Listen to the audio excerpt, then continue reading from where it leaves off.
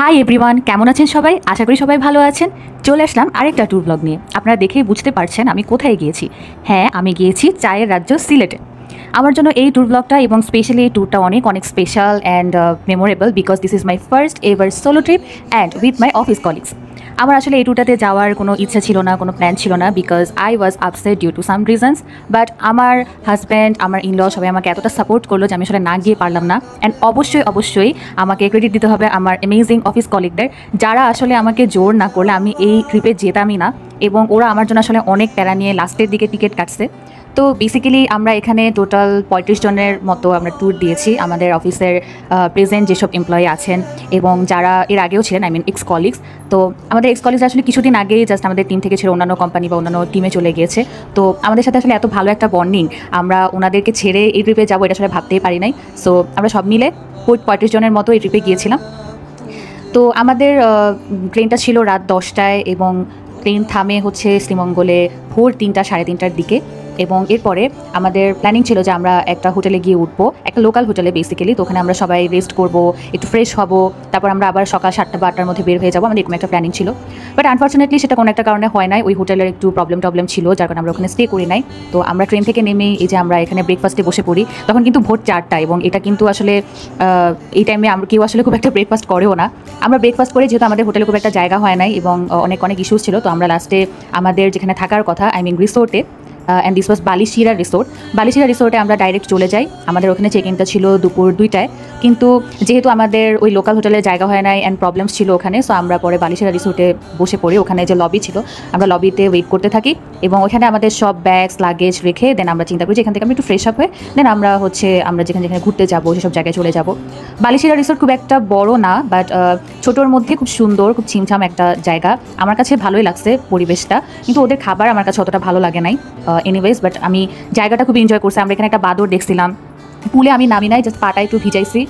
And আমার office কলিগদের সাথে এখানে অনেক মজা করতেছিলাম, অনেক গল্প করতেছিলাম।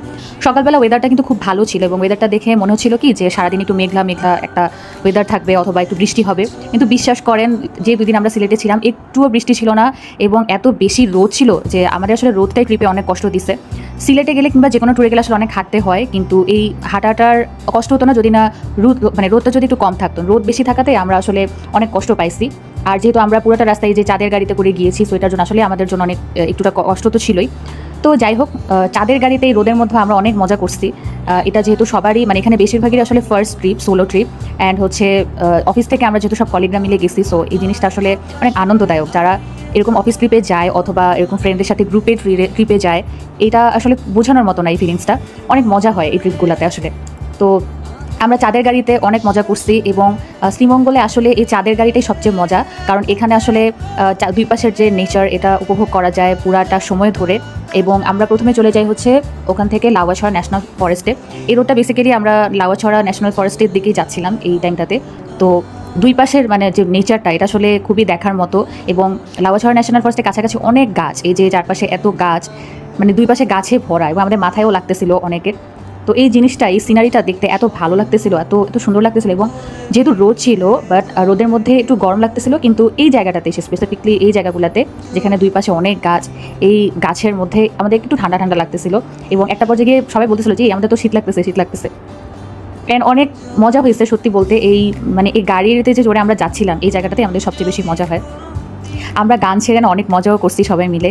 অ্যান্ড আমাদের স্পেসিফিকলি আমি যে গাড়িটাতে ছিলাম, ওই গাড়িটাতে কিছু মজার আমাদের কিছু কলিগ ছিলেন যারা অনেক মজা করেন, অনেক মজা কথা বলেন। আমরা অনেক মজা করতেছিলাম সবাই মিলে।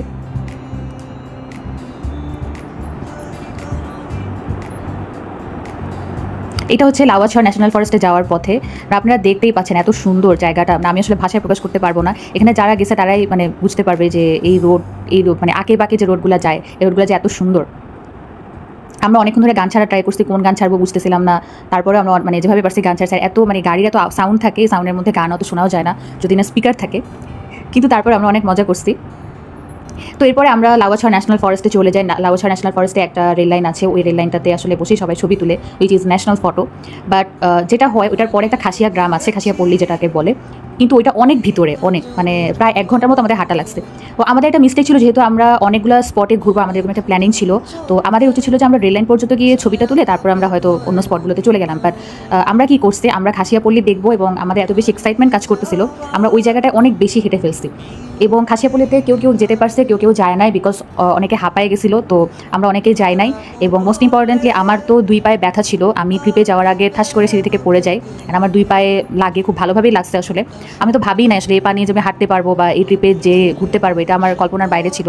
কারণ আমার পায়ে প্রচুর ব্যথা ছিল এবং আমার 2 পা ছিলেও গেছে। সো আসলে আমি অনেক কষ্ট করে এই ট্রিপটা এনজয় করছি, মানে এত মানে পায়ে ব্যথার মধ্যে আমি এই ট্রিপটা আসলে এনজয় করছি। তো লাউয়াছড়া ন্যাশনাল ফরেস্টে বেসিক্যালি আমরা যদি খাসিয়াপল্লিতে না যেতাম তাহলে আমরা হয়তো আরও অনেক জায়গা কভার করতে পারতাম। অলসো আমাদের যে হেকটিক লাগছে, আমরা এটার পরে লাউয়াছড়া ন্যাশনাল পার্ক থেকে বের হয়ে আমরা চলে যাই হচ্ছে মাধবপুর লেকে। মাধবপুর লেক হচ্ছে একটা চা বাগানের ভিতরে, তো অনেক সুন্দর আসলে। চা বাগানের ভিতরে হলেও মানে আপনি যদি পাহাড় বেয়ে উপরে উঠতে পারেন, একদম উপরের দিকে উঠতে পারেন, তাহলে পুরো ভিউটা কিন্তু সেরকম লাগবে দেখতে। এবং এই জায়গাগুলোতে আসলে একটু মেঘলা আকাশ বা একটু বৃষ্টি, মানে বৃষ্টিও না, বৃষ্টি হলে তো আসলে হাঁটতে কষ্ট হতো। একটু যদি মেঘলা মেঘলা ওয়েদার থাকে, ঠিক যেরকম ভিডিওতে দেখতে পাচ্ছেন, এটা আসলে অনেক সকালের, তো এই জন্য মনে হচ্ছে যে আমরা হয়তো মেঘলা আকাশ পাইছি না। আমরা আসলে মানে টি স্টলে গেছি হচ্ছে দুপুরের দিকে, 11টা-12টার দিকে। হয়তো বিকালে গেলে একটু মেঘলা ওয়েদার পাওয়া যেত বা একটু ঠান্ডা ঠান্ডা ওয়েদার পেতাম। যেহেতু আমরা হচ্ছে সকালের দিকে গেছি, আসলে আমাদের তো 2 দিনের ট্যুরে একসাথে অনেক জায়গায় যাওয়ার প্ল্যান ছিল। সো এই জন্য আমাদের আসলে দুপুরের দিকে যাওয়া হয়। তো দুপুরের দিকে যাওয়ার কারণে বেসিক্যালি আমরা হচ্ছে চা বাগানে গিয়েও একটু সাফার করছি। সাফার করার রিজনটা হচ্ছে এটাই যে রোদের মধ্যে গেছি। এই যে আমাকে দেখেন, আমি যে কি পরিমাণ এনজয় করছি এই চাঁদের গাড়িতে চড়াটা। অনেক বাতাস লাগতেছিল, অনেক ভালো লাগতেছিল। And this is the Madhabpur lake. লেকটা অনেক সুন্দর, আলহামদুলিল্লাহ, সুবহানাল্লাহ, আসলেই অনেক সুন্দর। এখানে অনেক শাপলা ফুল ফুটেছিল। আর উপর থেকে যে ভিউটা, এই ভিউটা আসলে খুবই ভালো লাগে দেখতে, খুবই মানে আপনার মনে হচ্ছে আপনি পুরো চা বাগান, মানে পুরো বাংলাদেশ দেখতে পাচ্ছেন নিজের চোখে, এরকম ফিল হয়। আমি এই পাহাড়টাতে উঠবো আমি তো চিন্তাই করি নাই, মানে আমি অনেক কষ্ট করে এই পাহাড়ের উপরে উঠছি। আমার যেহেতু 2 পায়ে ব্যথা ছিল এবং আমার নামার সময় কিন্তু অবস্থা খুবই খারাপ ছিল, কারণ আমার মনে হচ্ছিল কি যে আমাকে কেউ পিছন থেকে ধাক্কা মেরে ফালাই দিবে। কিন্তু পরে আমার এক অফিস কলিগ এগিয়ে আসেন এবং আমাকে সাহায্য করেন ওই পাহাড় থেকে নামার জন্য। উনি আমাকে স্টেপগুলো দেখায় দেন, তারপরে হচ্ছে আমি ওখান থেকে নামতে সক্ষম হই। এবং এখানে আমরা অনেক পিটি পিকচারও তুলছি। অনেক সুন্দর মাধবপুর লেক, অনেক সুন্দর। তারপর আমরা রিসোর্টে ব্যাক করি, আমাদের আর তেল হয় নাই। রিসোর্টে ব্যাক করার পর আমরা সবাই ঘুমাই টুমাই, তারপরে হচ্ছে সবাই একটু রেস্ট নেয়। বিকালের দিকে অনেকে চা খাইতে গেছে, কিন্তু আমি তো আসলে ঘুমের ডাল, ঘুমায় টুমায় উঠছি একদম রাত্রে 8টা বাজে উঠি। রাত্রে 8টা বাজে উঠার পরে তারপর ওরা প্ল্যানিং করে যে হচ্ছে ওরা কোথায় যাবে পরের দিন, এইসব প্ল্যানিংগুলো হয়। অ্যান্ড রাত্রে আমাদেরকে 9টা থেকে বেসিক্যালি বারবিকিউ পার্টি হয়। এই যে এখানে বারবিকিউ হচ্ছে, বেসিক্যালি বালিশিবার ওরাই বারবিকিউ করে দেয়। এখানে এই বিড়ালটাও আসছিল আমাদের সাথে দেখা করতে। এই হচ্ছে আমার পিটি কলিগস। আমরা এখানে গল্প করতেছিলাম, তারপরে হচ্ছে দেখতেছিলাম যে কীভাবে বারবিকিউ হচ্ছে। এখানে মিউজিক ছেড়ে এই লোকটা বারবিকিউ করতেছিল। আমার কাছে বারবিকিউটা পার্সোনালি অতটা ভালো লাগে নাই। Even I make better barbecue than this, honestly. ভিতরে খুব একটা কুক হয় নাই, আর ওরা একটা সর্টেড ভেজিটেবল সাথে সার্ভ করছিল। ওইটা তো দেখে মনে হচ্ছিল যে it's maybe just only boiled সবজি, ওখানে আসলে সর্টেড করার মতো কিছুই ছিল না।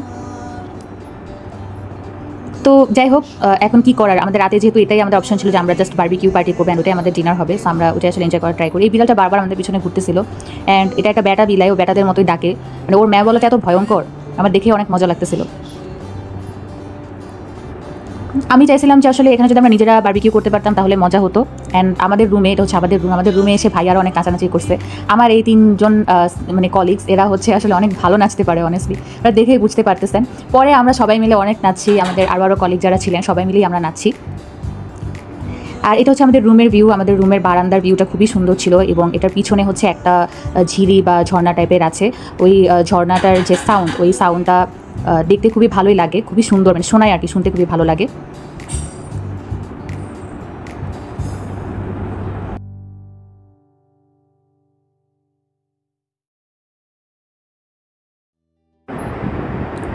এবং এই জায়গাটা খুবই সুন্দর ছিল, খুব ভালো লাগতেছিল এই জায়গাটাতে। আমি কিন্তু এটা নিচেও নামছি। And this are my roommates. আমার রুমমেটসদের সাথে আমি একটা ছোটোখাটো হচ্ছে ভিডিও করা ট্রাই করছিলাম, বাট আসলে ভিডিওটা অত ভালো হয় নাই। যাই হোক, আমরা 4জন ছিলাম এই রুমমেটস, ওনাদের মধ্যে একজন হচ্ছে আমার টিম লিডার। অ্যান্ড খুবই ভালো কাটছে আসলে, 4জনই খুবই শান্ত স্বভাবের মানুষজন, এবং হচ্ছে সবাই সবার অনেক টেক কেয়ার করছে। এটা হচ্ছে পরের দিনের ক্লিপ। পরের দিন বেসিক্যালি আমরা চলে যাই হচ্ছে বিলাসছড়া টি স্টেটে। আমি আসলে সবগুলো জায়গার নাম প্রপারলি বলতেও হয়তো পারতেছি না, বিলাসরা টি লেকটা অনেক মানে টি লেকটা অনেক সুন্দর এবং এখানে একটা লেক আছে। ওই লেকটা মাধবপুর লেক থেকে তুলনামূলকভাবে অতটা ভালো লাগে নাই আমার কাছে, তবে লেকটা অনেক বড়। মাধবপুর লেক যেমন অত বড় না, মোটামুটি একটু ছোট, বাট বিলাসরা লেকটা হচ্ছে অনেক বড়। আর হচ্ছে এখানে একটু বসার জায়গা আছে, এখানে একটা লাভার্স পয়েন্ট আছে, কিন্তু এটা না একটা গ্রামের মধ্যে দিয়ে যাইতে হয় এবং মানে অনেক বড়, মানে অনেক ভিতরে, টি লেকটা অনেক বেশি ভিতরে, বাট টি লেকটা খুবই সুন্দর। মানে এখানে ছবি প্লাস হচ্ছে ভিউটা এত সুন্দর, মানে আমি ভাষায় প্রকাশ করতে পারবো না। তো যাই হোক, এখানে যেটা হয় এখানেও সেম অবস্থা, মানে এত রোদ ছিল এটা আমরা যখন হাঁটতেছিলাম, হাঁটতে সবাই কাহিল হয়ে যায় রোদের মধ্যে, যার কারণে কিছু মানুষ একদম লেকের মানে একদম গোড়া পর্যন্ত গেছে, আর আমরা একদম মাঝখানে গিয়ে থেমে যাই। এখানে আমরা চাঁদের গাড়িতে গেছি, তো চাঁদের গাড়িতে বসে বসে হচ্ছে আমরা এই টি স্টেটের ভিউগুলো নিয়েছি। তারপর আমরা এখানে টি স্টেটের সামনে নেমে কিছু ছবি টবিও তুলছি। এই রাস্তাটা খুবই বাজে আসলে, এখানে এই রাস্তার মধ্যে যাইতে আমাদের কোমরের অবস্থা খুবই বাজে ছিল। তো যাই হোক, এটাও আমরা এনজয় করছি। এখানে একটা আমি আসলে কী বলবো, এটাকে ঝর্ণা বলবো না এটা ছড়া বলবো না ঝিরি বলবো, আই ডোন্ট নো। এখানে একটা ঝর্ণার মতো কিছু একটা ছিল নিচে, এবং আমরা ওই জায়গাটাতে অনেক এনজয় করছি। এটা ভিডিওটা একদম লাস্টের দিকে আছে। তো ওই জায়গাটাতে হচ্ছে মানে হেঁটে পার হওয়া যায়, আবার ওই পাশে একটা সাঁকো আছে, সাঁকো দিয়েও পার হওয়া যায়। কিন্তু আমরা হচ্ছে যেহেতু অনেক বেশি এক্সাইটেড ছিলাম, ওই জায়গাটাতে আমরা সবাই পার হইতে যাই, এবং পার হইতে গিয়ে ওখানে যেটা হয় বেসিক্যালি আমাদের একটা আপুর জুতা একদমই ওই পানির ফ্লোতে চলে যায়। আর আমার জুতাটাও প্রায় চলে যাইতে নিছিল, কিন্তু আমার এক কলিগ পরে ওই জুতাটা আনতে যায়, এবং জুতাটা আনতে গিয়ে উনি ওখানে ঠপাস করে পিছটাকে পড়ে যান। ভাগ্যিস আলহামদুলিল্লাহ কিছু হয় নাই, বাট অনেক কিছু হতে পারতো, ওনার মাথায় লাগতে পারতো বা উনি আরও জোরে ব্যথা পাইতে পারতো। আলহামদুলিল্লাহ কিছু হয় নাই। আমি বলছিলাম জুতাটা আনার দরকার ছিল না, যেহেতু চলে গেছে। আই থট যে যা সিমরান জিলে আপনি জিন্দেগি, জুতাটাকে আমি টাটা বাই বাই বলে দিয়েছিলাম, কিন্তু আমার ওই কলিগ যদি না যাইতেন তাহলে আমি জুতাটা পাইতাম না। এই যে এটাই হচ্ছে সেই ঝিরি ঝর্ণা হোয়াট এভার, আমি জানি না এটাকে শুধু ঝর্ণা বলবো কিনা আমি জানি না, তবে এখানকার পানিটা এত ঠান্ডা ছিল, এখানে পা রেখে আমার খুবই আরাম লাগতেছিল। তবে জায়গাটা খুবই পিছিয়ে, আপনারা দেখতেই পাচ্ছেন ক্যামেরা দেখুন অনেক শ্যাওলা, এখানে খুবই সাবধানে আসলে পার হইতে হইতো। সাবধানে পার হচ্ছিলাম, বা জুতাটা হঠাৎ করে হাত থেকে ফসকে চলে যায়, বাট এত সুন্দর, মানে এই ভিউটা এত সুন্দর, খুবই ভালো লাগতেছিল এই জায়গাটা। এখানে অনেকে পার হয়ে ওই জায়গায় মাঠের মধ্যে বসে অনেকে ছবিও তুলছে। আমরা সব এখানে দাঁড়ায় ছবি তুলছি, অনেকক্ষণ এনজয় করছি এই জায়গাটা, কারণ এখানে পানিটা খুবই ঠান্ডা ছিল, আমার খুবই ভালো লাগতেছিল পার্সোনালি। তো সবাই খুব এনজয় করছি এই জায়গাটায়। পরে আসার সময় এত তেল হয় নাই, লাস্টে হচ্ছে আমরা আসার সময় সাঁকো দিয়ে চলে আসি। সাঁকো পার হইতে আমার আরও মজা লাগছে, কারণ আমার কিন্তু একটু হাইট ফোবিয়া আছে, তারপরেও আমি সাঁকো পার হয়েছি একা। সাঁকোটা খুব নড়বড়ে ছিল, ওই যে দেখা যাচ্ছে সাঁকোটা। এখানে কিন্তু গ্রামের মানুষ এভাবেই পার হয়। আমি আর বড় না করি আমাদের ব্লগটা, আমি আসলে অনেক বড় করে ফেলছি, এর চেয়ে বেশি আর বলতে চাচ্ছি না। জাস্ট সিলেটে আমরা যে 2 দিন ছিলাম, সেই 2 দিন আসলে কোনো বৃষ্টি ছিল না, কোনো মেঘলা আকাশ ছিল না। একদম যাওয়ার মোমেন্টে, ঠিক এই মোমেন্টটাতে হচ্ছে আমরা একটু বৃষ্টির দেখা পাইছি যখন আমরা ট্রেনে উঠি।